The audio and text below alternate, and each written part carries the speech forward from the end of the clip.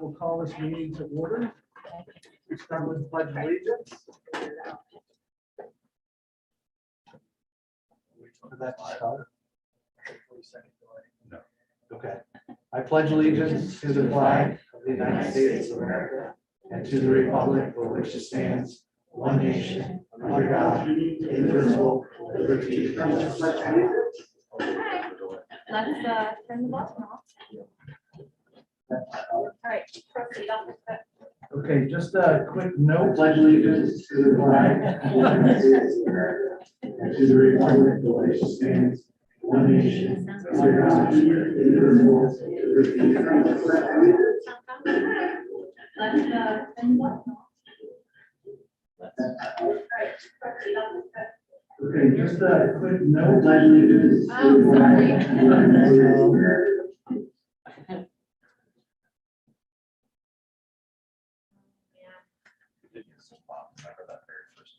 Sure do. Oh, yeah. Yeah, we were all very new to it too. It's like, What are we supposed to do? what? Yeah, Okay. And to the republic for I which love it the stands, screenshot. Not at all. Okay. There we go. Okay, Apologize. Thanks, no Jeff. problem. A little tough technical difficulty. Just a quick note for everyone. We do have a little adjustment to our agenda. We will be adding an executive session to the meeting at the very end. Just please note that. No action to be taken. Just we're adding an executive session. All right, first, the minutes. It's recommended that the Board of Education adopt the minutes from the January 19th, 2022 regular meeting. Do I have a motion? Motion. Moved by Brian Burton, second. Second. Second by John Williams. Any discussion? All those in favor? Aye. Any opposed? So carried. All right, number 2, the superintendent's report. Mr. Ryan, you have the floor. Good afternoon or evening, everyone. Nice to see everybody today. Just wanted to provide an update with where we are with the school resource officer. As you know, we've been working hand in hand with the city to develop a collaboration, a partnership with them. And we started with 2.5 hours per day during the most unstructured time of the day. Right? We've talked about this in the high school cafeteria, and of course, floating to the middle school cafeteria as well. And I got to tell you, immediate response within the first couple of days. Luckily, the one chosen was Officer Clark, who of course is with us tonight. So I'm going to pretend he's not here when I'm talking about him. But an immediate response in terms of just his presence as a deterrent for sometimes inappropriate behaviors, right? That students, 15, 16, 17-year-olds like to engage in. And so very positive with relationships, certainly presence at our athletic events, and really like the direction that we were headed. And so it was brought to my attention that last night the common council met to discuss an agreement that would take that 2.5 hour status or allocation of the officer to a full-time status. And that was tabled last night. So no action was taken on it. Today I received an email from the mayor stating that they would not be able to make any adjustments to the cost structure of the SRO. I've sent you those documents. They're also added to the agenda as attachments to that structure. And as a result, we can have some discussion around that topic tonight. And so what I would tell you is that, we've been in conversation for quite some time about this. I've been very transparent with the city with respect to how much we'd be willing to pay. And that amount has never exceeded $65,000. And the reason is that we can get a comparable service for approximately $60,000 to $65,000. And so I pulled the region, and we have a range anywhere for those districts that have full-time SRO allocation, anywhere from $35K to $65K. And those that are at 65 have a private firm, which is the firm that I'm talking about. And that exists in BG and Unity. So we received sort of a cost structure draft. Again, you have that in front of you, where the city is asking us to pay for the employee in its entirety, right? So salary plus all the fringe benefits that employee has. And again, because of the way the contract is written for the city, my understanding, every officer, right, is in a different category depending on years of experience. And so we are paying the maximum. Officer Clark, for example, happens to be the most senior patrolman, having the most years logged with the PD. And as a result, we're paying for, or we're being asked to pay for that entire thing. And so what I've continued to say to the city is, again, we have no problem paying for the salary piece, but really believe that some of that cost could be paid for by the city as well. And so when we received that, there was a great deal of sticker shock for me. In year one, it reflects over a $73,000 allocation. And in year two, considering the 180-day allocation, the full year, including the anticipated 2% increase in their contract, it moves to $89,000. And so what I would recommend to the Board of Education is that we, unless the city is willing to move in a different direction where that is lessened to $65,000 or less, that we explore other options. An $89,000 allocation is not fiscally responsible for the district. If you think about current staffing, we have maybe 10 people that have a salary of $89,000. Those are 12-month employees for the most part, unless they've been here for 40 years as an educator. And so I'll say it again, huge sticker shock. And I guess maybe a plea that I would say is please reach out to your city council people and have a conversation. This is not what we discussed, and I don't know why there's a lack of flexibility when it comes to sort of the anticipated cost, how the entire thing is the districts to bear. Is there, so has there been talk, so it's 180 days, that's 9 months roughly, I don't know exactly. So what happens the other 3 months? So that officer will be back on the road, right? So in theory, In an emergency, that officer would be pulled from their responsibility here back to the city. Those are pieces that were part of the agreement that I shared with you. right, so they're saying pay for the full amount, including fringe, That's just 180. that's for 180 days. Got it. Okay, so that's the extrapolated cost for 180. Yeah, and again, the documents that I had, it's kind of hard for me to follow, right? Because I don't necessarily have the context, but it's a bi-weekly pay structure that equates to 84 hours, right? So it shows that, the benefit rate of 62%. I don't know what that's of. So I can't tell you anything more than. So that's health insurance, that's retirements, Understood. all that type of stuff. Everything. And it's, yeah. And this doesn't make any sense. What changed at the city? I'm not sure. That's, I guess, my point. And so I've left multiple voicemails and emails and haven't received a communication back yet on this topic. And so I'll say it again, I feel like I've been really transparent with them. I feel like we're moving in the right direction. And the mayor has always been very supportive of this idea. I'm not sure if, again, I'm not going to speculate at this time. I don't know. Until I have more answers, my recommendation is that we do not move forward with full-time allocation. So I just wanted an opportunity to give you an update on that. You don't have to comment, just want to give you. So what are we doing in the meantime? So Officer Clark is still here, right, for 2.5 hours a day. He's attending events. We're paying for that on an hourly basis.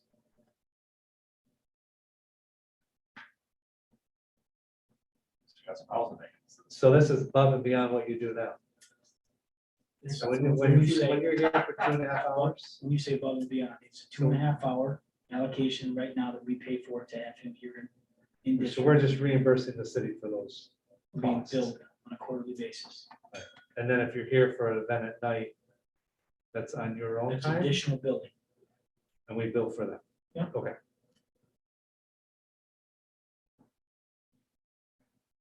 That's disappointing. Yep. So the email that I received today said, hello, the council decided to not accept the current proposal of a lesser amount of payment for the SRO. We're still willing to go full-time, just not for any less than Officer Clark's current pay. We are committed to continuing the 2.5 hour days through the end of the school year and are willing to talk about that extending into the following school year. If you have any questions, do not hesitate to contact me. I've attempted to make contact, haven't received any communication back, therefore I can't tell you where we're gonna go from here. That's from Brian or that's from Rodney? That's from the mayor. So we do have some time to work on this because he's still here through the end of the year.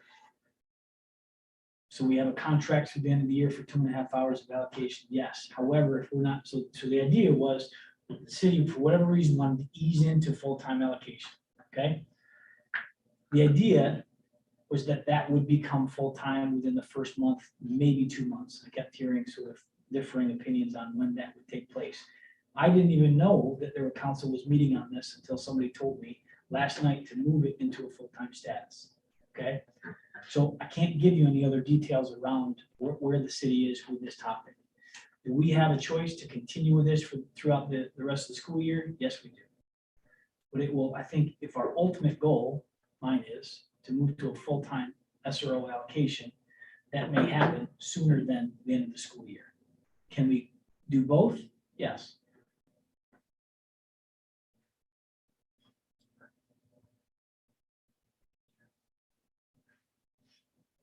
Any other questions or comments regarding the SRO?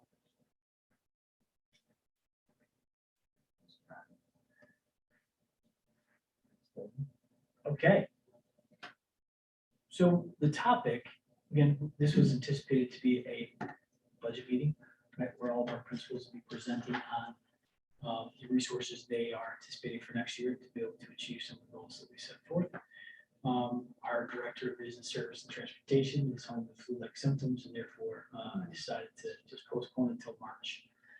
So we pivoted, and today we came together with a conversation around, I think that it would be important for the Board of Education, right, to really begin to hear how the district has attempted to become responsive or be responsive to some of the challenges that we are faced with as a result of pandemic, as well as some other sort of byproducts of pandemic. And so you heard me talk last month specifically about some of our chronic absenteeism, right? I used the number 45% of our students in Gibson, Brown, middle school, high school, each of those buildings have missed 20 or more days, right? It's a staggering number.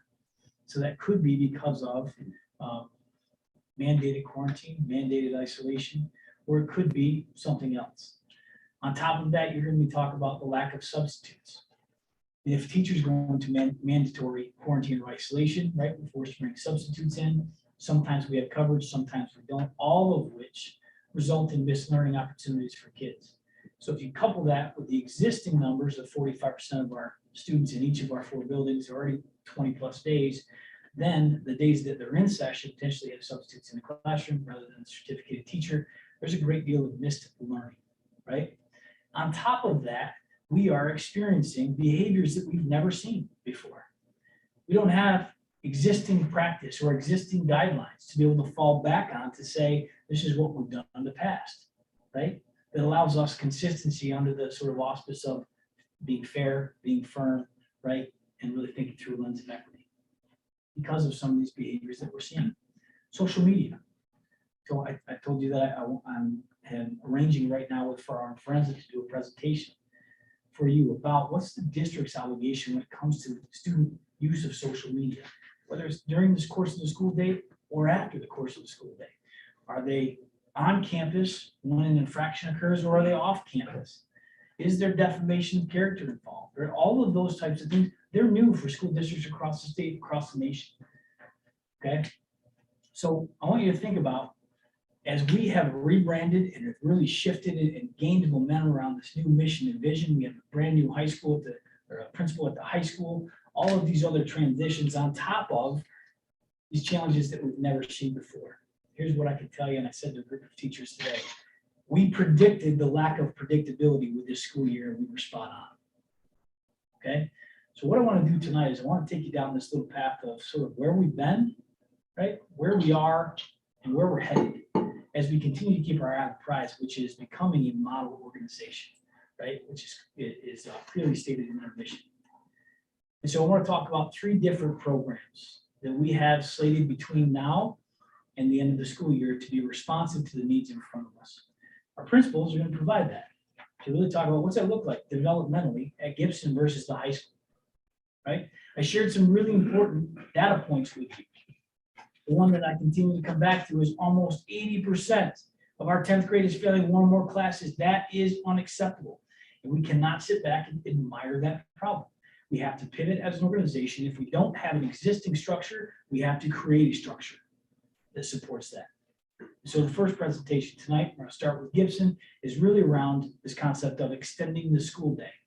And I want to go back to when we started talking about grant funding. The federal funds, right? Part of that source of funding is around extension of the school day, right? Remember the quotes that we've been using, the missed learning, right? Remember that? The learning loss that they're talking about at the state level. They've allocated funds to say these funds can only be used in this area. One of those is after school, okay? And so we're going to be talking about, for the first piece, extending the school day, and I invite Mrs. Oliver to kick off the presentation. Matter of fact, why don't everybody, doesn't everybody come join Mrs. Oliver, and we'll just do it all in one shot. Hi, everybody. So actually, my job is the easiest because you got to hear from my amazing pre-K team. They paved the way to let you know about the struggles that we are seeing in the classrooms, and actually bigger picture than just our pre-K students is, at this point, none of my students in my building have had a normal school year. My second graders were in kindergarten when the pandemic hit. So just on a broad scale of missed opportunities and exposure being so important, my mission is to build a really strong literacy foundation, because that will make everything easier for a student that has access to literacy. We want them to have practice and exposure. And like I said, the pandemic has hindered the experience and created an opportunity gap. And I can take my principal hat off and put my parent hat on and tell you that my current 3-year-old didn't have as many opportunities as I had wished as a parent. You know, you did things more carefully. And there's even just talking about our amazing partnership with the YMCA, the pool wasn't open right away. And that was something I was really excited about Hudson doing. So just little things like that. And I noticed that with our own school events, our 100-day celebration wasn't exactly the same. Doesn't mean we're not trying, doesn't mean we're not pivoting and doing things and still having opportunities. But the most important thing is that we are going to extend the day and have this opportunity for students to have not the same thing, something different that they can be excited about, give them more vocabulary, give them more opportunities, projects, while really having a strong literacy stance when teachers are meeting with students. And I have a really good response. I have lots of questions from teachers, and that's amazing. It means they're interested and they want to help. They see the issue and they want to help fix it. So I'm really proud. So that's Gibson. Does anybody have any questions, or will do questions at the end? So Jen, real quick, Yeah. what might, if I'm a second grade parent and I'm thinking I'm listening right now, what might an experience that my child would attend Gibson look like for this extending the school day? So depending on the need, and I will tell you that grade level and grade teams are coming together to say, here are our students. What interventions are we already doing in the classroom? What's working, what's not working? So we're doing interventions with a student. It may not be working. What's something different that we could do and provide for them? Maybe it's fun word work, a literacy-based project, some guided readings, things that they may not be getting in the classroom and can have maybe even a one-on-one opportunity. So teachers are asking, could sometimes it be one-on-one? Absolutely. And it depends on the team's decision on what kids are needing. Good question. And it's going to evolve. That's my basic answer right now, but we're going to see where's the stamina, right? A pre-K student's not going to have the same experience as a second grade student, and that stamina is going to be different. So the tasks will be different. And what about if I have Mrs. Poyer as my first grade teacher? She's not available because, you know what, she has little kids get off the bus too, and she's got to get home. What should I expect as a parent? So we do have, our teachers are actually in Gibson's PLT time or collaboration time with teachers is at the end of the day. So students will go to the Latchkey program and receive a snack and then be able to start their program with their teachers. And again, it is based off of grade levels deciding. If parents are coming to us and saying, I think this would be a great opportunity for my child, I talk it over with the PLT lead with the grade level and saying, what is the accessibility for this child? Do they, would they fit really well into the program? If their personal classroom teacher is not able to be that, and that is totally, we understand, right? Because this is by choice, this is by availability. We have young kids at home, different things that we've been doing. If someone on your team says, you know what, I can do Wednesdays and I have an extra opening spot, that child will go into that spot. So we have a lot of flexibility, teachers working together, teams really working together, which is really a great thing to watch and see. Any questions for Gibson? I had a question that kind of had to do with all the schools. I have a bunch of questions, but so you're saying that the teachers that are staying after school, they're already being paid, or are extra stipends coming through for those, some of the teachers doing that in all the schools? That was, Yep, they'll be submitting a claim invoice on a weekly basis for the time. so, Again, that's grant funded. right, out of the SURSA, okay. And it's totally their choice if they want to do just Mondays, if they want to do Monday, Wednesdays, a big group and a small group. Great. Good question. Fair Brown. So Perry Brown, we are following the same structure as Gibson. Our teams are really coming together and looking at need across the grade level. Some students have a need in literacy, some students will have a need in math, or maybe it's social emotional skills that they have a need in. So our teachers will decide who is appropriate to stay after and get that invitation for the extended day. I really kept it with our mission and vision, connect, inspire, and empower. We're going to be building those relationships and connecting with small groups. You've heard Jen say sometimes it'll be one-on-one, really building relationships with kids, getting them that desire and that passion to really want to come to school once they have that strong connection with an adult. It's going to be inspiring. It's going to be fun, engaging, a personal invitation from your teacher to come spend some time after school with us. It's not going to be, in the past we've had test prep sessions and it's kind of, sit and get for that test coming up. This is really going to be, think of project-based learning, think of interactive lessons with teachers and students. If it's a social emotional need, they're going to have a chance to interact with other kids. Maybe they're not in their class. They're going to have a chance to play games and really build their skills all around. And then we're going to empower these kids. They know they have gaps, just like we know they have gaps. So the more we can close their gaps in the academics and their social skills, the more empowered they're going to feel when they're in the classroom. Maybe we're able to front load some material from them. And then when they're in class getting that lesson, they feel really good about where they are and their level of understanding. So that is our hope at Perry Brown. Amy, what challenges do you have when thinking about a sort of come one, come all sort of setting? So we would love to have all kids be able to extend their day, but it really is a capacity issue. If, like you said, some teachers aren't available to stay after, and really we're trying to close those gaps, front load, build relationships with kids. If you have come one, come all, you're going to have teacher to student ratio way higher than what capacity would allow us to be really effective. So we're being really intentional with our groupings and really choosing the kids who will get the most benefit, and then reassessing in a couple of weeks so we can see, these kids really got what they needed and they're ready to go off and be back in the classroom. And then we're going to pull some more kids in to try to reach as many students as possible. Great. Questions for Perry Brown? Great. Middle school. Is anybody okay if I just pull this down? Yeah. So I think Scott really did a good job presenting the beginning to everyone, and I just wanted to paint a little bit of a picture of what some of those numbers are. So with the attendance, right now at the middle school, we have 64 out of 394 students have missed 20 or more days of school. That could be because of quarantines, families, members that are sick and can't come into school or whatnot. We have 28 other students that those things don't come into play. if they're just chronically absent. So as he was saying, it is a big issue that we're definitely trying to have a response with. And so we have created an extended day as well to go in with that, to try to help with that issue. And our extended day will look like 18 to 20 students coming on every other day, with 4 staff members on a rotating schedule.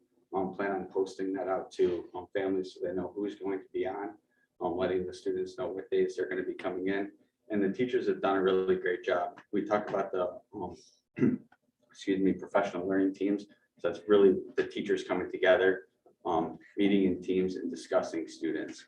And we basically went through, looked at the failure list, which many of them are failing because they're not here, right? They're missing work. They're not able to catch up, falling behind, not able to log in. They don't have any people there to support them through that process. And so we combed through those students to try to identify, again, as Amy was saying, the capacity issue, right? Who are the students that we're going to be able to reach immediately that, we can get them passing, give them a couple small wins, build their belief system around how they feel about school. So we've came up with a list. Like I said, we're looking at 18 to 20 students every other day, a purple group and a white group to follow the days. I will post that to families so they know if it's a purple day, my kid's coming in. If it's a white day, my kid's coming in, communicate that. And then we'll take students on as we can based on capacity over the next couple of weeks. To kind of organize that, the teachers have created, they were super about it. We came together in the last 2 weeks in our team meetings, and we created a spreadsheet. We put all those students in there. There's a section for the teachers to, or the student, is he missing an assignment? Did he miss a class lesson? Are there any areas that they are lacking some skills that would be prerequisites to have success in a future lesson? And so those notes will be added throughout the week. And so the teachers that are covering, it won't matter whether the teacher is in the class. It could just be a teacher that they really have a great relationship with, right? That can sit down and work with them. The reason we're putting it at 18 to 20 is we're just thinking about those numbers. How can we have, one-on-one chances with students to sit down and get that instruction if needed? How are we going to have a math teacher that's going to be there, right? Because we know I'm comfortable that any of our teachers can help a student with an essay. I'm comfortable that any of our teachers can help some students in some of those areas, but we're going to need a language teacher on that can help them with their language class. We're going to need a math teacher to teach them those math skills that, I don't know if you've been out there trying to help your kid with a math problem these days, but the Common Core came into play, right? And there's a specific way, and we don't want to confuse kids. So having the right teachers on, and so we've created calendars of a couple weeks running of when we can have staff there with some people to come in case they have to quarantine themselves or if there needs to be subs. So that's what the extended day will look like at the middle school. Also talked about the things that we're seeing in the middle school that we've never seen. So obviously behaviors are, up, right? Referral numbers were super high. We were getting in some of the, we had 280 some referrals in the first couple of months of school. It's teetered off from there. Basically, we were seeing about 9 a day. Now we're down to about, 5 to 6 a day referrals. And they're not as severe as they were at the beginning of the year. There was a lot of just, nonsense behaviors and really areas of growth where we just didn't have the supports in the areas that we needed. So we've done a lot of work with that too throughout the year, I believe, to help with that. We've shifted our schedules. We shortened our lunch bell so that there's less unstructured time. We've got the SRO has definitely been a help, just pushing in the last couple of weeks. We have staff members that are walking around trying to check in on areas that keep kids out of the hallways. We met as a team. We created a plan, presented to the students. We need your help in this these matters, and we've worked through that. We also have our counselors that are pushing into the classroom to give some lessons to students, and we also have just added our psychologist Donna Stanistreet. It's been super. She joins our team meetings and she can provide some suggestions of what we can do with some of our students that are a challenge for us. So those are some of the things that we're doing at the middle school. And then the attendance, to be proactive about it, we've got Lori Race is definitely starting to have conversations with our teams, discuss about how we can align those and do some things that are outside the box or things that we're not doing and creating a better process for, how do we notify, educate, and help our parents understand just what those days when they're not in school, how that affects a student. So that's really where we're going in the middle school, and some of the things that we're doing to be proactive to help our students find success.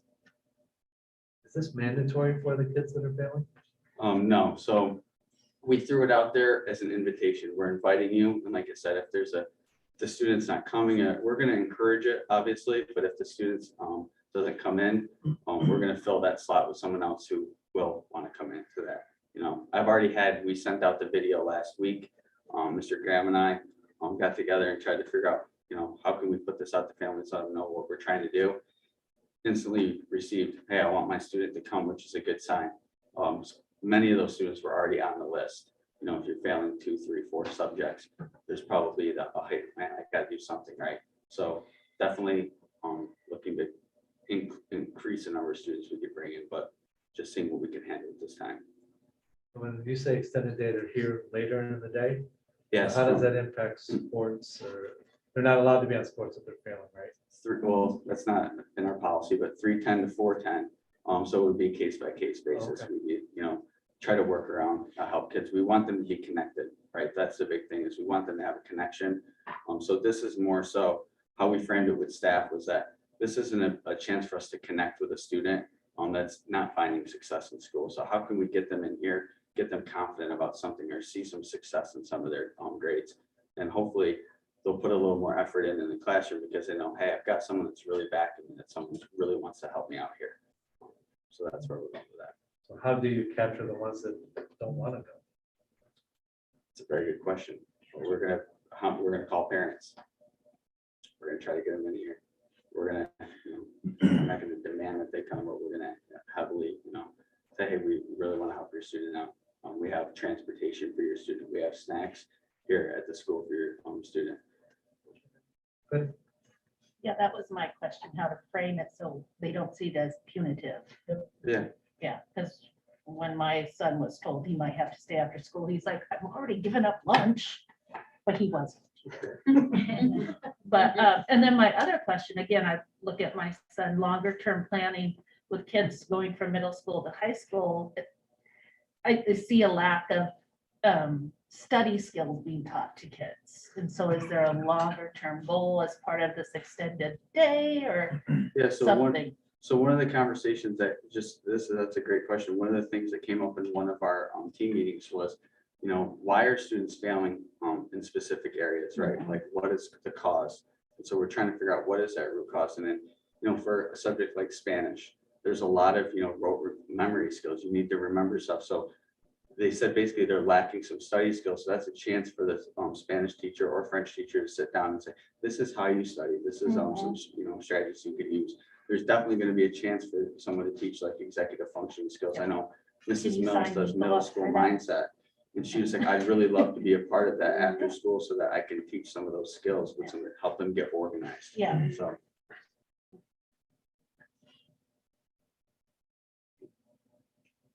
right, thank you. Thank you, Mr. Wood. I'm Scott Graham. Nice to meet you. So ours looks a lot like the middle school. However, we have right now the capacity for 6 to 7 teachers, and making phone calls. We met as a PL team and went over each student. So in grade levels, Ms. Blair came with us and helped us out a lot. We went through and each kid that is striving to pass. And when we're going through each kid, we did say, is this an attendance issue or is this a grade issue? So the attendance issue right now, we're focusing on that differently. But with the grades, we want to impact that with the teachers specifically. So we had the teachers call those parents. We'd like your student to come in. It's a little bit different than giving an invitation from your teacher in the high school. It's a little bit different. I agree with you about it's seen, I think, is punitive at first. We want you. So what we get is a little disconnect between what parents say, yeah, I definitely want my kid to be there, and what actually ends up happening. Okay, so far, we're a couple days in, we're piloting this right now. So to me, that's good news. That gives us the opportunity to give them a call. For instance, Ms. Stratton, who's reached out and done a wonderful job. She's calling those students who didn't show. Hey, you said Jimmy was going to show up today. Didn't see him. So we're gonna follow up with things like that too. So we're gonna keep meeting on these. We're gonna reassess these every week at our grade level team meetings and make sure that these students coming in are doing this. Now, I will tell you, we caught a couple kids in the hall today. What are you doing? Oh, my LPP. Oh, no, you need to come on in, because we know that these are some of the students we're looking for. And in that, we want them to come in, and they kind of seemed interested. It went from, and I'm gonna be real honest with you, 3 kids the first time, 35 calls, 3 kids. Where 35 parents said, oh, I'd love my kid to come. Didn't happen yet. Today was 5 kids, plus the 3 in the hallway that I kind of caught. Oh, I'm going here. Got to come tomorrow. Food's a great motivator for teenagers. Fantastic, right? So they're going to come in, and we're reassessing this constantly. We have to make an impact on this now. I'm going to agree with you. 79% in grade 10 failing is not an option. It gives me a pit. We talk about this. It gives me a pit in my stomach. We have to get them to a point where they can do the best they can and be the best student they can. We're also doing with the relationships and connectedness. I will say that our engagement with the PLT process is creating these blueprints and having the time to create that guaranteed and viable curriculum is creating relationships. It really is. And to see, truly, gosh, let's see, been an educator for 21 years. I've never spoken about teaching and learning to this extent. I've never seen a district do it like this. It's a great thing. And then, so we're creating relationships that way. Officer Clark being in our lunchroom definitely helps a lot, right? Because I'll go to the grade level meetings in a second. His reception in our grade level meetings, introducing him, a round of applause. So what we had was kind of an introduction to some changes and what's going on. Because there's lots of changes for our students right now. Had 9th grade in all at one time, 10th grade in all at one time. I'm just getting here. We have to lay down the foundations of what we expect, what we want from students, how we want to help them to be the best person they can possibly be, and the best student. So we had those meetings, set the ground rules, sent them out to an email. This also goes back to the extended day. We found out in those grade level meetings, kids don't use their email, which is amazing. I mean, right. So please raise your hand if you use your email. Getting 10 kids per grade. That's an issue. So in this extended day, let's say, so we do have 2 special educators all the time who are volunteering every day or want to be there every day. And when they're doing that, they can, even if they don't know the subject area, like you said, Spanish, if they don't know Spanish, they can certainly work on how to get on your email as ground level, to get these kids to be career and college ready. Mm-hmm. And I told them in the grade level meetings, I probably get 125 emails.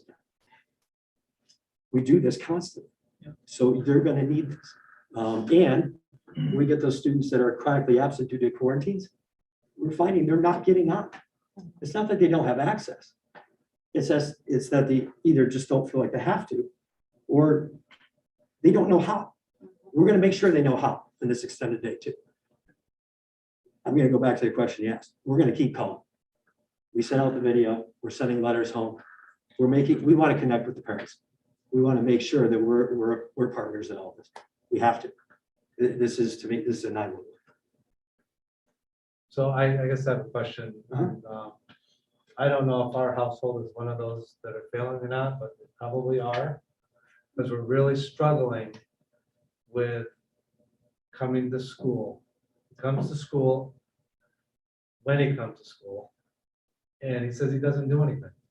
He sits on his phone all day long because the teachers say the assignments are online. So there's no teaching being done by the teachers. So with all these changes that you're making, is that part of it so that the kids are engaged during the school day? Then they got homework at night. Has to be, right? So I'll just give you an example. This player and I were in a classroom today doing an observation. Never seen anything like it. It truly, that's what we want, is that kind of engagement. Can I say at this moment, that's happened everywhere? Haven't been in every classroom. I can't speak to that. My hope is, as an educator for a long time, that that's not the case. Right? I'm praying that that's not. I the mean, case. right now, there's no desire to come to school other than sports. If it wasn't for sports, it would be a knockdown drag out every single morning because they have nothing to do. That's sad. That makes me sad.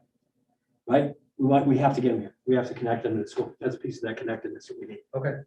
Absolutely. And we want to partner with you and every parent to make sure we can do that. And if you're ever, I would put this out to the community as well. If you're having that problem, call us.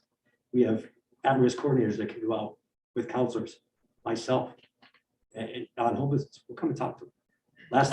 The last thing a 17-year-old student wants is the principal coming in their house. Now, I'm not saying that out of fear, but I'm really saying that out of, we're willing to do anything we need to do, whatever it takes to make sure all these kids get to school. The comment I have is, I think a lot of this is, it's great, we're reaching out, and I know we only have a certain amount of resources. So some of the struggle I have is I have a kid he's getting by. He's not on the list, but he's not far off, right? And his attitudes changed in a couple of years from, he's like, well, I'm not failing. And so it switched from, hey, I'm shooting for 80, 85s, 90s to, well, I'm passing. Yeah. Because he looks at his classmates and says, because he's a 10th grader, You have 80% of them four are failing. parents on the board that have 10th graders. Oh, They're like, I know. Yeah, we have. Rest assured, I'm very aware. Four Yeah, of sorry. Four of us with that. Sure. Yeah, But yeah, he's like, well, I'm not failing. He looks to the left and right and goes, these folks are, so I guess I'm doing okay. And so I know we have to put our efforts up to those folks who need, those children who need more help. But I think we also have to find a way to change the expectation that a 66 is not a great grade. A 70 is not a great grade. No. You could, if you gave your best and that's the grade, it's a different answer. Absolutely. But if you're settling for that because that's good enough, that's not a great place to be. And I think a lot of these kids, especially that grade, that's the toughest one, right? They transitioned to high school during COVID. They've Yeah. only really ever lived in COVID. That's why they're in that situation. But Sure. we have to set a bar for them to achieve something more than just, hey, don't fail every class. Right. How about the bars here and drive for this? And what does a reward look like for that? More than just you're on honor roll or high honor. Is there something else that these kids can achieve for? So Well, anyways, that's a challenge. no, absolutely. It's a huge challenge. We want to make sure we're doing the celebrations too, and we want to be able to call all students in. Again, the capacity issue. However, look, maybe I'm an eternal optimist. I was like, well, we better have 100 snacks ready. Right? So I'm thinking we're getting a ton of kids, and then that'll take the wind out of your sails first day. Right? However, that doesn't mean we give up. We're not going to stop trying. And I want those students that are on the fringe. But as we're going through, so a 66 might be an amazing grade in that class. I'm going to be really honest with you at this point. Now, I'm going to take that a step further. In our grade level meetings, I told all students, this is one of the things I constantly say. I don't want a doctor who got a 65.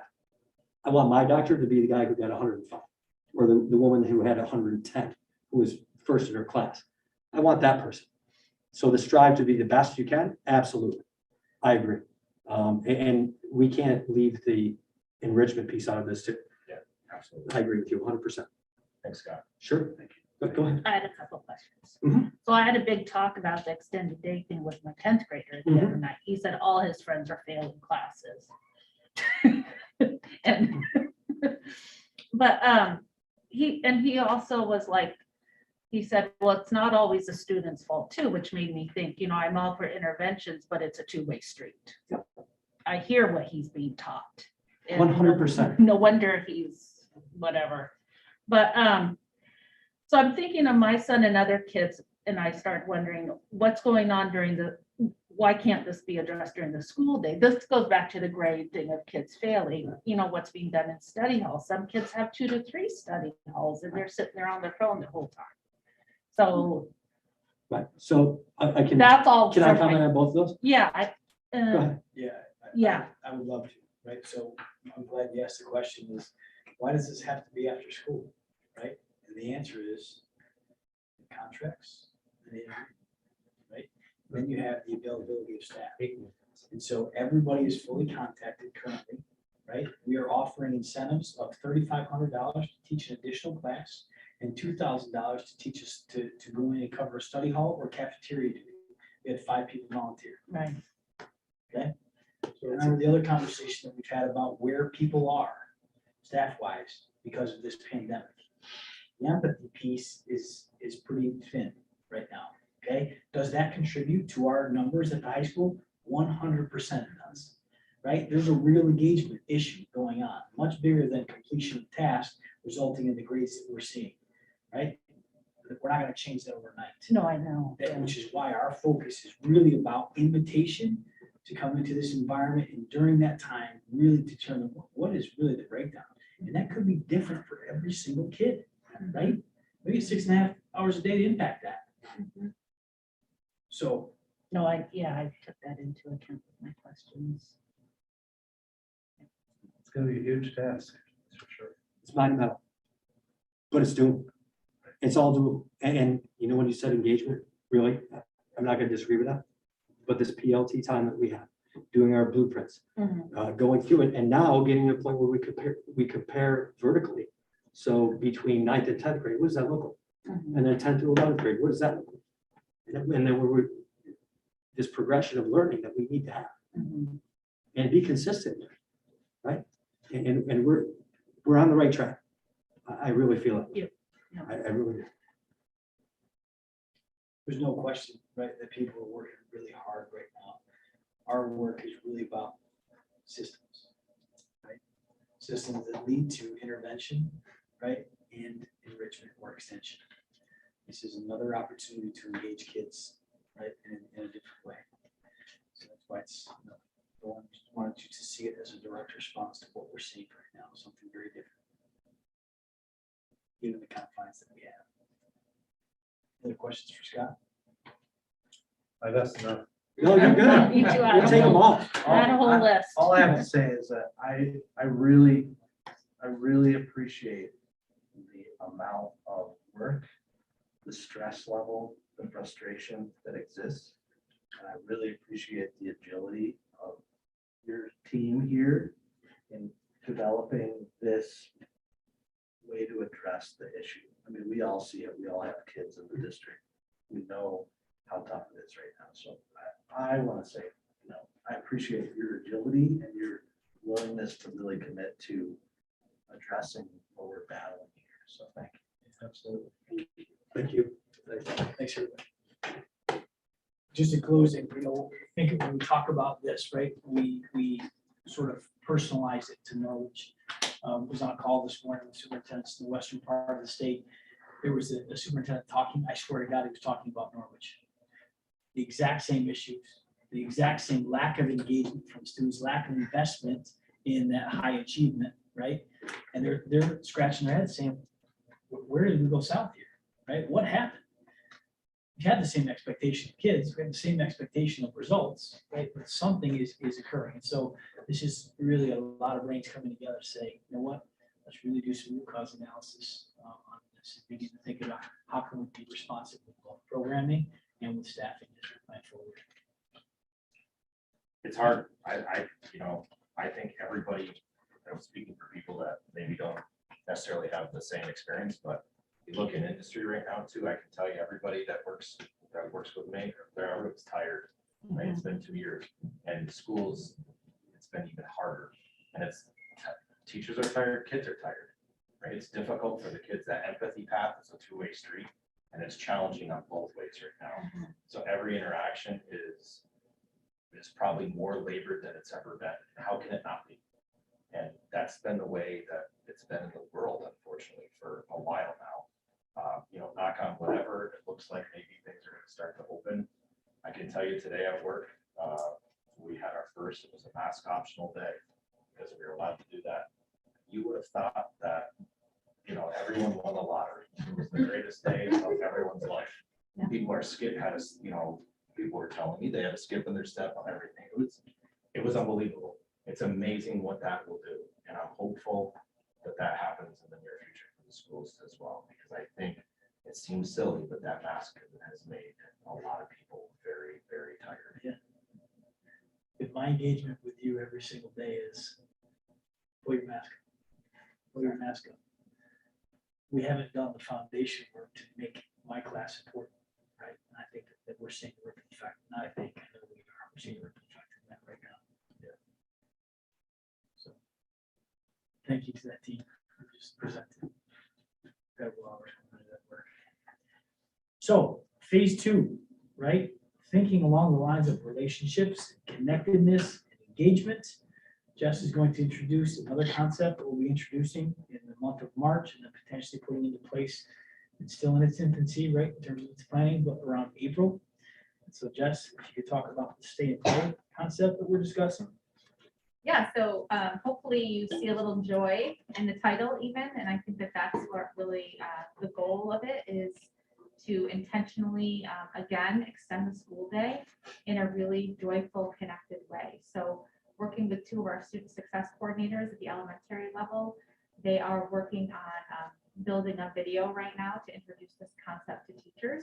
What teachers would do is really dive into a passion project. So say it's like equine science is something that I engage in outside of school, or cooking or yoga, and the teachers can team up and put a proposal into the after school with kids. And right now we're thinking K-5 initially from April 18th to June 10th.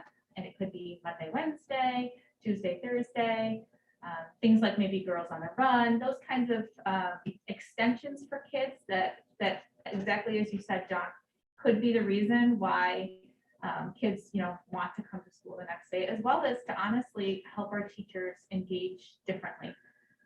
So the research behind traditional after school and summer school programs does not support continuing. So you don't really see that transfer of let's do more of the same after school and during the summer. So this is just a different concept that we are going to really pilot for that last 8 weeks of the school year. And so teachers will start to see that rolling out in the next couple of weeks, and then parents after that.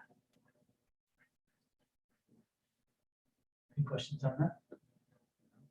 I know we're not putting a water park in at the high school. No, it looks like the stay and play model, right? But I might add where the fun never stops, right? It is. Yeah, The fun never stops. Exactly. Hand out bracelets. That really Yeah. And I think that theme would really continue into the summer, right? So folding in that idea of engaging our kids K-12 in more of a camp opportunity. And so I don't know if you mind if I Sure. talk about the idea of, like, in every community, a lot of services are duplicated, right? So we're going to get folks in the community partners together. So the Y has a great summer opportunity. The library has a great summer opportunity, the place. So we want to get folks around the table to say, what is everybody doing? And then how can we sort of envelop kids all summer in very purposeful ways? So maybe that looks like morning summer camps at the district, and then they go off to the Y to enjoy camp in the afternoon. So we'll be getting together to start initially planning that, and then folding into that, what is really research-based is high dosage tutoring. So the striving readers tutoring that we engaged with last year, hoping to really expand that, with teachers and volunteers, because we received great feedback from both families and volunteers that program was really successful. So, and then thinking about our middle and high school kids, I can think of biometrics camps, maybe it's a soccer for 2 weeks or a basketball or something like that, where, the research behind that shows that, again, intentional practice all summer leads to less injuries as the seasons ensue as well. And, sport agnostic. So anyone, not athlete or not, can participate. So. All right, just gonna hit snooze again. No. Josh, you didn't mention the City Youth Bureau. Will you be? It's on All right. there. Sure. Somehow with the red, we have to change the date of the update. Holy cats. Yeah, so I did speak with Jamie Mullen, and so he gave me an initial list of folks that he was aware of. And so, yes, absolutely trying to bring as many players to the table. Everyone has great intentions, and so we just want to make sure that it's a continuous, service to kids and not something that, people are. If you remember, right, we pretty aggressive last June, I think, and began to think about rolling out some summer camps and realized really quick that it was gonna be impossible to try to pull it together with the resources that we had. So we had to back burner it. So we're bringing it back to the surface right now again, trying to plan ahead. Planning ahead's hard. Any other questions on any of those as we look to connect students to Norwich City School District? Awesome. Any other items for the superintendent's report? Negative. Okay, move on to item number 3, that's discussion, so. Mr. Ryan, I'll go back to you. Sure. So I just received a legal briefing today regarding that, and virtual board meetings have been extended through March 16th. The opportunity to host virtual board meetings. Masking. Summarize this real quick for you. The emergency regulations that continue the authority of the Commissioner of Health to issue directives on masking and COVID vaccinations or testing for staff continue. These regulations do not take effect until they are filed with the Secretary of State. Procedurally, there would be no reason for them to be filed and therefore take effect until the last round of emergency regulation expire on Brian knows this. February 21st is the first benchmark date. Because once they file them, the 60 or 90-day clock for emergency effectiveness and comment period starts. So if they file them early, they would lose days. So we won't know until after the 21st where we go from here. What we're hearing from Albany is that the governor is back up. Remember that these directives will come from the Department of Health, right? Right now, the New York State Education Department has also issued that directive based on what the Department of Health is telling them. But the governor's comments, she has remained consistent in her position on the topic of masking in schools and was quoted as recently as today, saying that she expects to revisit this issue the first week in March, but there is no magic or single metric, and that she wants to continue to look at multiple factors before making a decision. So hot off the press today, there is no date, right? But what I can tell you is that she's receiving a great deal of pressure to establish a timeline, right? And so anybody that's dialed into any of the news, like right local news, knows this, but I at least wanted to provide that for an update formally to the board. And she might be waiting on CDC is coming out with new guidelines next, or recommendations on masking in schools next week, so. A lot of schools have February break, and so she's anticipating this February break to potentially see if there's a spike, and then after that, Yeah. might determine what the numbers are. Our numbers are significantly down in terms of what's being reported. Right? Well, home tests aren't being reported. So what's being reported to the school, right, is significantly down. So if Yeah. we're testing at school or a parent calls that in, maybe we average 1, maybe 2 a day. Sometimes 0. So But that's they're not that's a positive. reported to the county. Correct. Like all 5 of Schools are ours. mandated, right, in this report, it continues to say schools are mandated to do daily reporting, but the county is not. Right.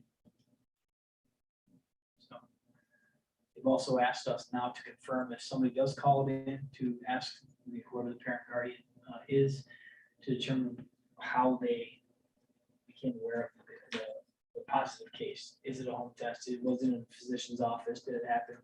Yeah. And what we're finding is a lot of people don't want to share that information. So that's been fun to navigate. Again, I just want to publicly say hats off to our nurses and our office managers for this work. It has been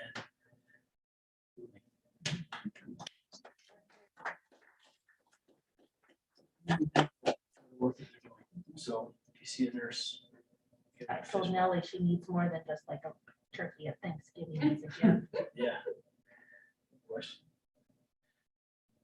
Next topic is the boiler update at the high school.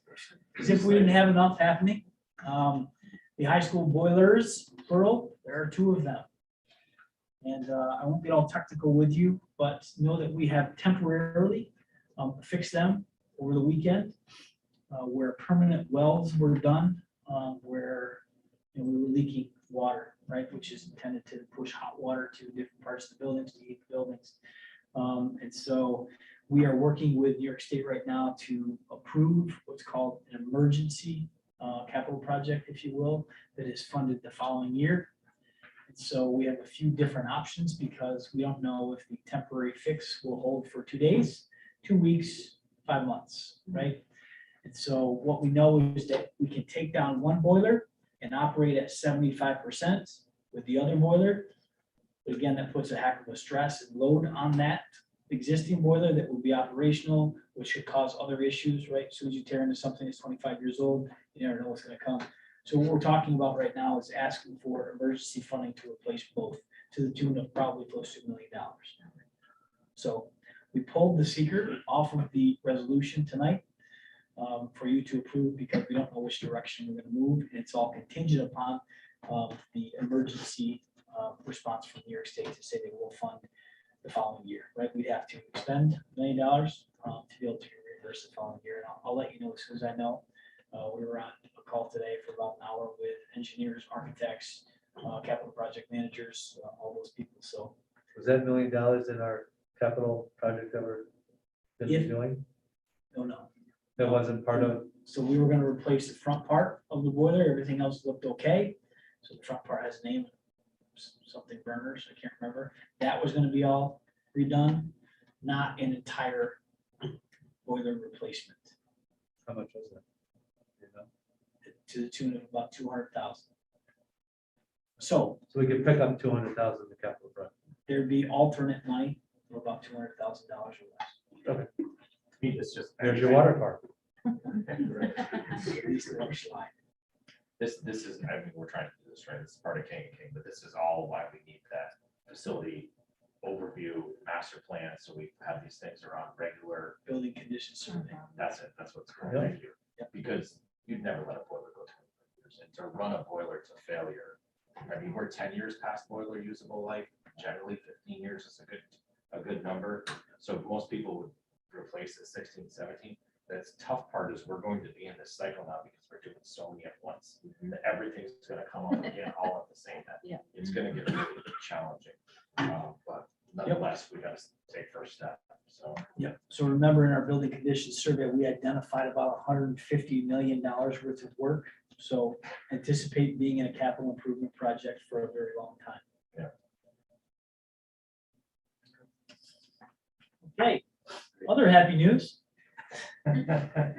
You have in front of you a draft of sort of what's called a legal notice, if you will. I think everybody should have that in front of them. With an insertion that is highlighted for you that talks about the greenways legal use or licensed use for an agreement of Hillcrest, that 53 acres that the school owns. Again, when we talked about this before, the board was very much in support in allowing this to be part of that recreational expansion that's happening through the Greenway. And members of the Greenway have approached the school district to ask for exclusive responsibility of maintenance and use for purposes of recreation, right? Not not discrediting any specific group, but really as part of that expansion, because it's adjacent property, by the way, should mention that, right? So everybody's up to speed on that. Okay, the piece that we really wanted to be conscious about is the access road on Manley Road that is privately owned. And we really wanted to make sure that it wasn't included in this document so that they weren't on private property inadvertently, right, doing any sort of maintenance or, essentially trespassing, right? So we wanted to make sure that that was added. And so I've added that line, I've highlighted it, I'm bringing it to the board for review. If there are no concerns or questions about it, once legal looks at it, I'll bring it to you for, as a resolution to approve. Comfortable with that?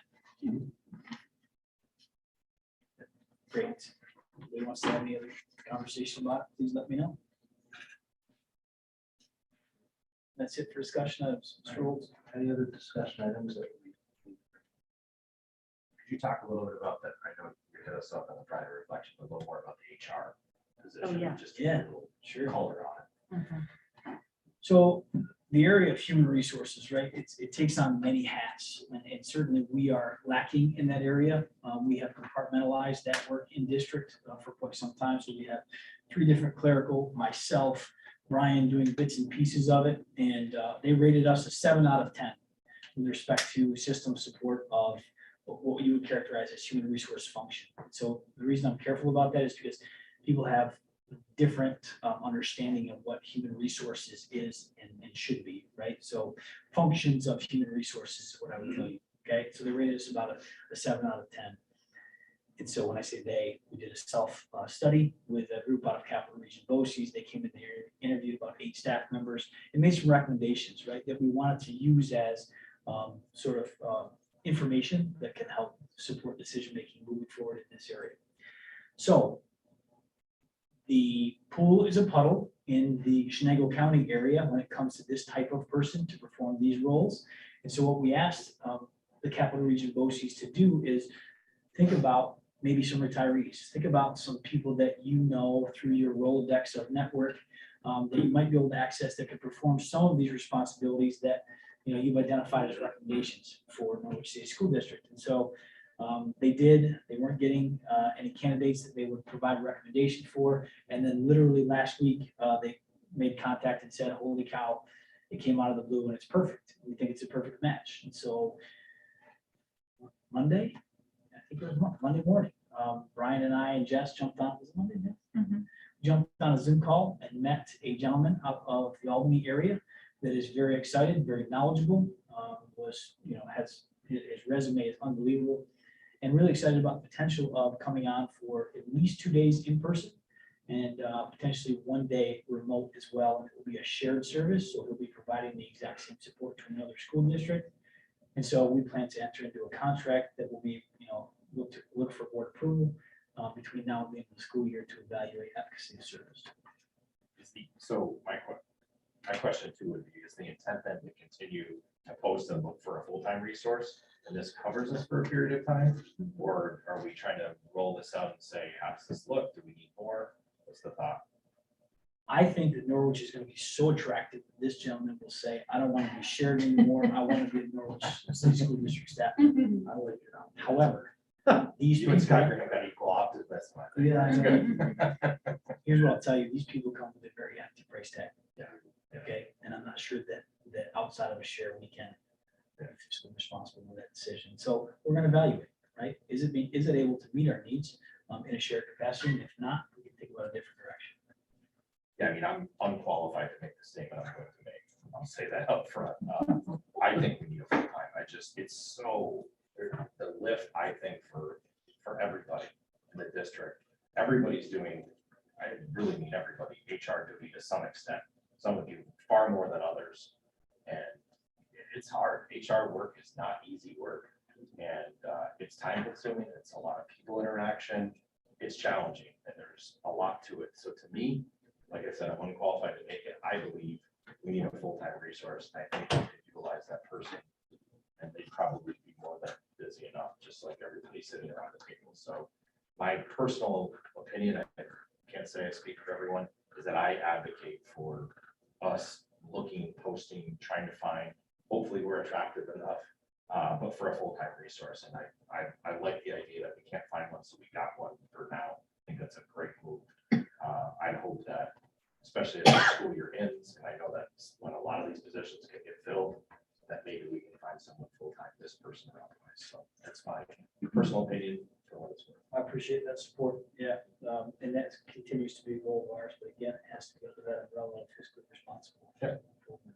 Because it has to be sustainable, right? And just as we make a case for full-time HR, I can make a case for, 3 more social workers or, 2 science teachers, that kind of thing. And so it's all part of a bigger picture for us. So when you say shared, it's shared within the district or shared services through BOCES, so it's aidable. Yes. Oh, okay. So what would be the cost of the district? About $130,000. That's aidable? That's salary. So how much of that is aidable? So that's for a full-time allocation. Right. I'm sorry. I thought that's what you were asking, John.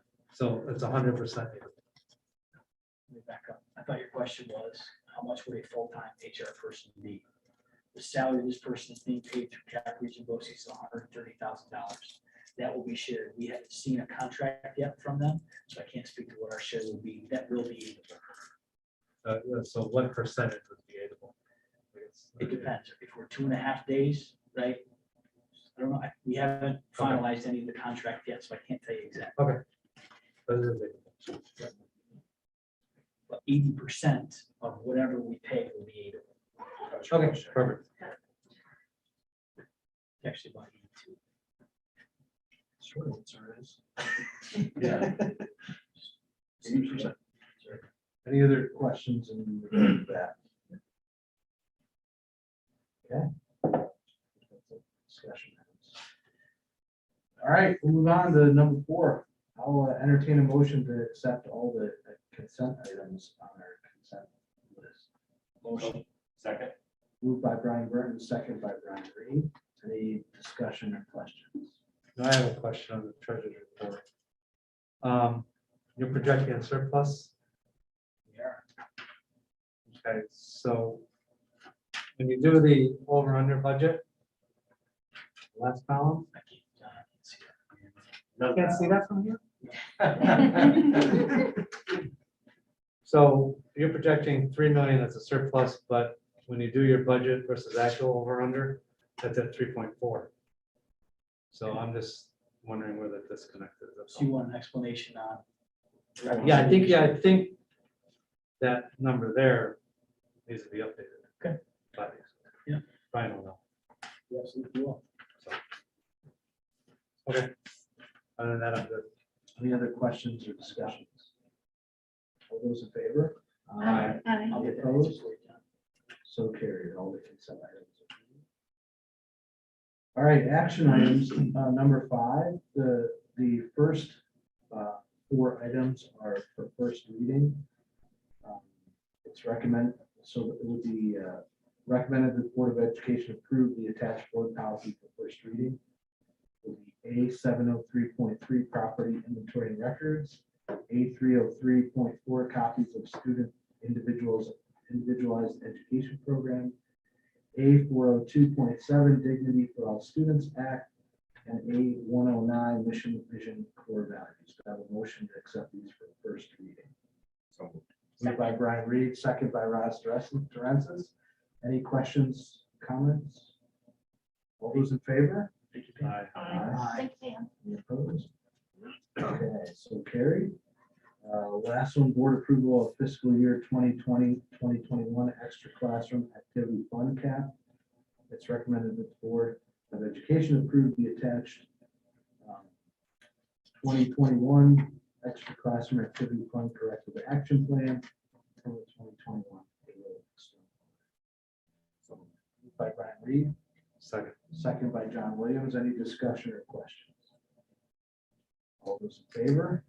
Aye. Any opposed?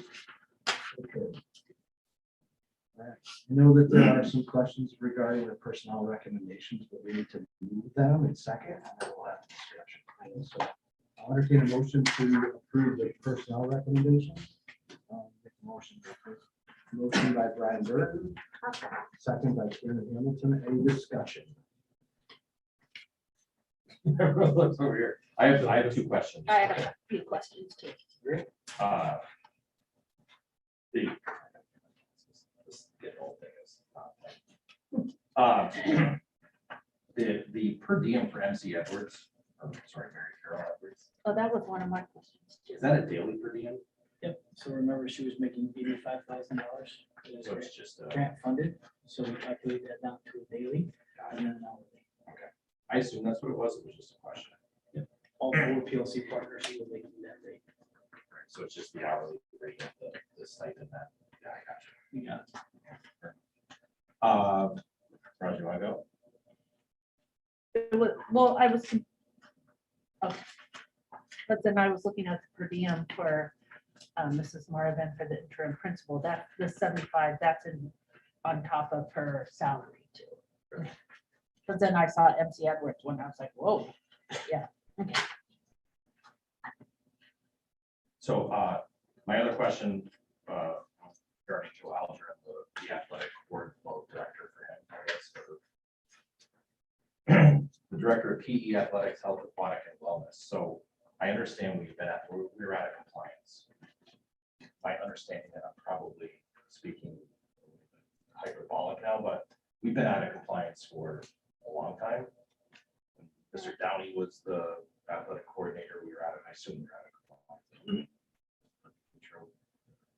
At the interim, where I guess in theory, you know, we might be able to take that, and then since Mr. Turnbull's been there, what's the change now to say we need to pull ourselves in compliance? I know it sounds really terrible, right? Like, shouldn't you always be in compliance? But there's plenty of schools that operate in this way, and kind of told why. So why now? Yeah, so we're looking at this through distributed leadership lens, right? And so one of our goals is to really look at existing policy, right? And to make sure that the board is up to speed and up to date with those types of things. And this is in many parts of the organization, right? So if you think about board goal number 2 for me specifically, it's really the analysis of, and that's why you're seeing so many new policy revisions, right, on a monthly basis. And so if we're going to be a model organization, we have to be in compliance with those types of things. Being in compliance allows us to be able to move programming forward as well, okay? And so, you know, thinking about where we want to be, and then thinking about the challenges that we have right now, for example, K-5 will not be compliance meeting the regulation around physical education. I need someone to lead that, right? We need somebody that understands the regulation, how to maximize existing staff to lead that effort. So that's one example.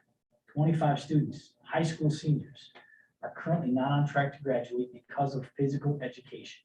I need somebody to lead that effort, right? I need somebody that has the authority and the credibility to be able to do that.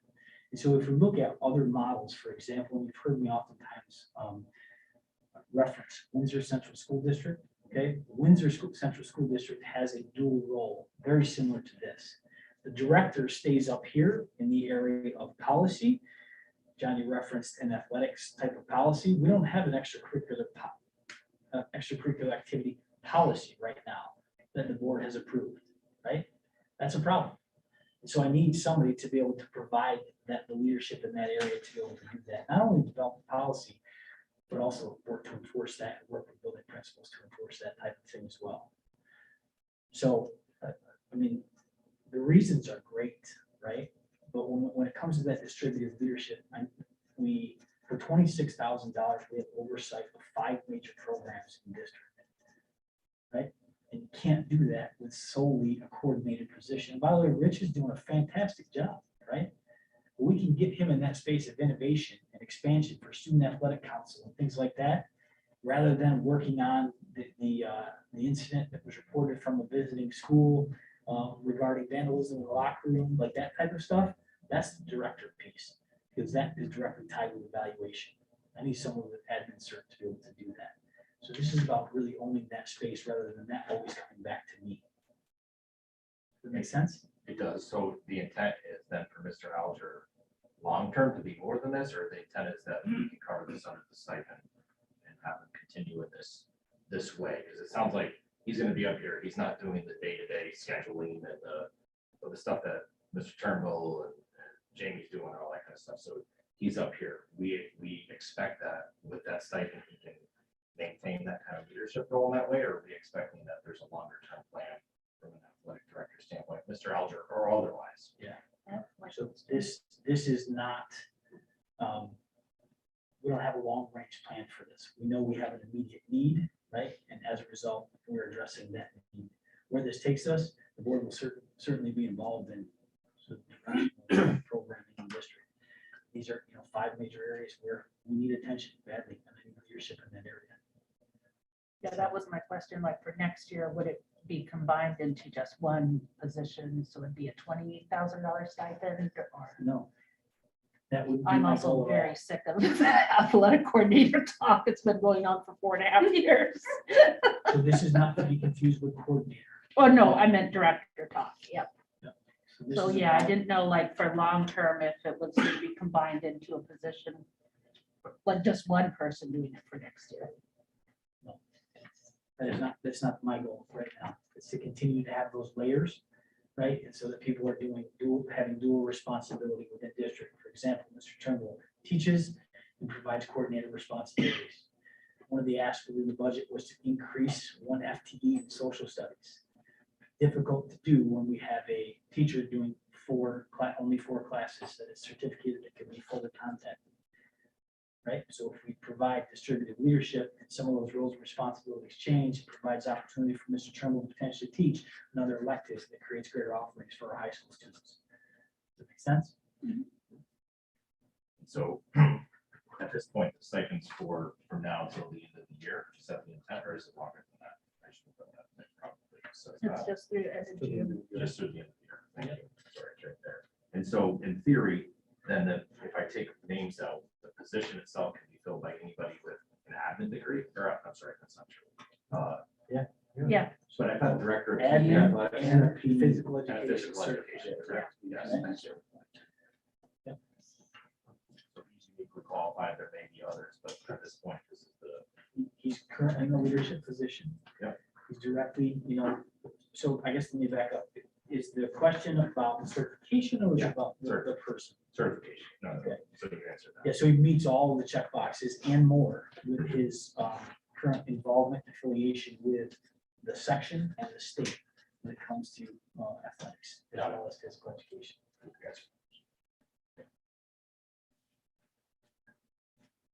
The PLC. So, Professional learning community. so we're taking him out of the PLC position and putting him into here. After the presentation that all of the principals just did and all the extra work that we need to do for our students. So my question is, is now the time to do this? And I understand what you're saying, there is a greater need, but now you're gonna have to backfill that position. Do we have anybody to do it? And you're increasing, because that's the grant funded position, now you're increasing your administrative staff by whatever his salary is. So we're not increasing our administrative staff. That was already budgeted for in the budget. Okay, so we're not increasing by any. The director of PE was already budgeted for. It's not an administrative type position, so it's not a singular position. It's a role and responsibility that he will be able to satisfy with his certification. All right, so you feel that that's more important to do that than to have them in the PLC and help the students in the district So, get passing grades. so if you're asking me what's more important right now, so I think you're not remembering what his other role is. During the course of the school day, he's acting as the student success coordinator at the high school. Full time, all day long. Okay. We're raised transition into MTSS 6 through 12 coordinator to focus solely on our attendance issue that I've already highlighted. We have an administrator that's out on leave. As a result, our MTSS coordinator is the interim principal. Make sense? Mhm. A lot of moves that are happening, right? To ensure that we are continuing to move the needle towards that mission vision that we've established as a district. I wouldn't bring a recommendation to you if I didn't believe it was the right recommendation. Okay. I just wanna, I don't wanna get, these guys get lost what they're doing. And I know you would never do that, but from a high level, This is a greater support to them than they had before. And I would encourage you to have individual conversations with them as well. okay. All right, thank you. Can I just clarify, just there's a lot. yeah. It's so, he's maintaining his current role and then doing this on top of it, correct? Maintaining his current role, his roles and responsibilities within that role had transitioned to a need at the high school, solely at the high school.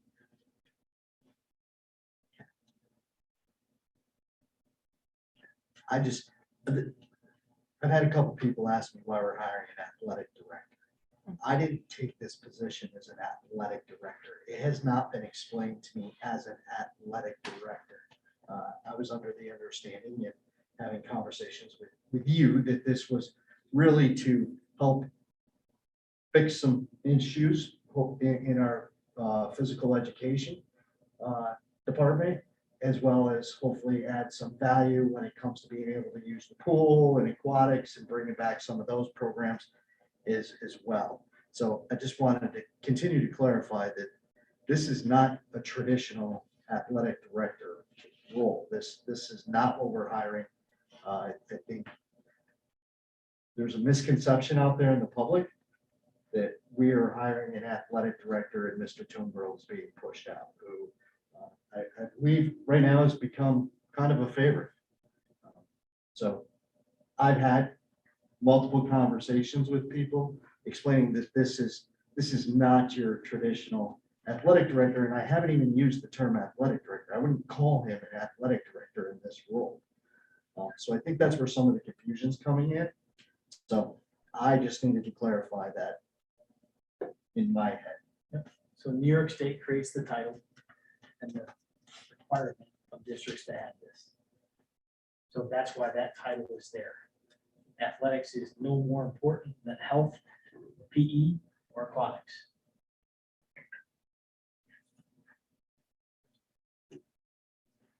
Quick question, what's unified basketball? That's a good one. I wanted to- So the board approved unified sports, which allows our students with disabilities to participate. in sporting Oh, events. okay, okay, I had to go back and look. So we're gonna start with basketball. awesome.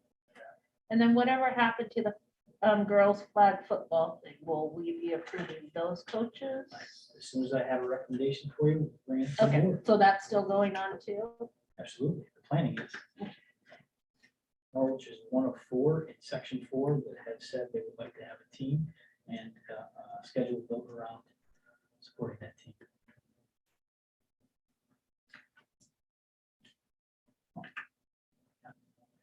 Okay. Any other questions or comments regarding the personnel recommendation? All right, we have a motion and a second on the floor to approve the personnel recommendations. All in favor, all those in favor? Aye. Any opposed? So carried. Okay, so we do have public comment. I do have one individual. I don't have my spiel. Less about, you know, you have, we're fine. We don't. You are free to speak. Okay, it's all right. I'm just going to pull down my mask.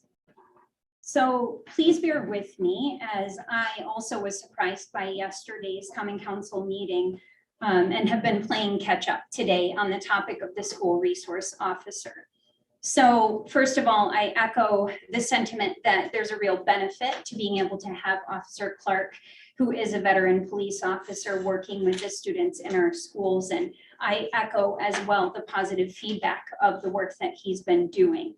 It's no secret that we have operated much as a team in this effort. It was just over a year ago that we presented to this board about the benefits of a school resource officer. So I just wanted to offer some additional clarification and input from the side of someone who has been working very diligently on making this happen, along with other very valuable team members. So the model that we're looking at for the Norwich City School District is not a typical model for a school resource officer, because the idea is that this would be a shared role with the Norwich City PD. Now, that's a great benefit. Here we have an officer who knows our community, who works with the families in our community and comes into our school as an extension of that work. We know, and you have discussed, that the officer would be available to the city during some vacations, snow days, and the summertime. In those off times when school is not occurring, this is such a benefit because there are opportunities for community policing where the officer can do things like go to the YMCA or go down to Bordentown Park and the skate park and all these different locations, interacting with students beyond just the time at the school. But that also illuminates the need for such a partnership approach on both the part of the city and the school, because the officer is not just working at the school, but is also engaging in those other times on behalf of the city. And so I just really want to illuminate that. Also, it has been pointed out at Common Council meetings that this officer will be very helpful to the department during the summertime as an officer available to basically serve overtime needs. Instead of the department having to pay out for overtime as often, this school resource officer, which would go back to the city for policing during the summer, would perhaps be able to fill some of those voids and shifts when other officers are on vacation. So this is another benefit for the city and the school. I think it's important to point out that my understanding is that an SRO from a private firm would likely not offer these kinds of benefits, mutually beneficial items for the city and the school. We're still investigating the information because there are team members who've been working on this for an extended period of time who are just processing recent changes. As Mr. Ryan mentioned, Superintendent Ryan mentioned, this was new information for him as well. A meeting is going to be requested to include representatives from the city, the police department, and Norwich City School District in order to seek a solution to this issue. I plan to take a very proactive approach with that. As I mentioned, it was just over a year ago that we presented to you on the benefits of this position. So I want to please encourage you to continue to press into the relationship with the Norwich City School District and the Norwich City PD. Clearly, this is not an easy process for anyone involved, and I wish that that could be different. But at this time, as a member of the team that has been working on this, I am personally committed to doing whatever I can to see this through for our students. So as to not burden others, I'll just put it out there. Feel free to send me communication on your thoughts regarding this topic. That's certainly not to circumvent any proper channels of authority. Anything that I would receive would absolutely be sent on to everyone involved in the decision-making process. I am not one of those people, but I like to share my voice. I offer that not to discourage communication with the decision makers, but to offer additional support in this process in an effort to achieve the goal of a full-time SRO that is a shared position between the Norwich City PD and NCSD. So I just want to state that I'm trying to remain neutral on this with the ultimate goal of being to best serve our students. So this needs to be a continued conversation until it can be resolved to best serve our students. I'm really hopeful that we can come together on this in order to achieve a solution. So I'm here as I'm able to be utilized. Thank you. Thank you. And I just wanted to offer a comment that, I will not make this about us versus them. through Yeah, any of thank this you for that. process, right? There are things that they are dealing with that I have no idea about. All I was really interested in doing with the board tonight is just bringing them up to speed with the communication that I've had. So please know it continues to be of interest to us as well to have Officer Clark on staff. And I just want to express my appreciation for that. And I never thought otherwise, especially in light of communication that we've been having today. So I would hope that no one is ill-intentioned in this process, but at the end of the day, who suffers if we don't have a full-time SRO? The kids. And I think we're all sick of having that happen, so.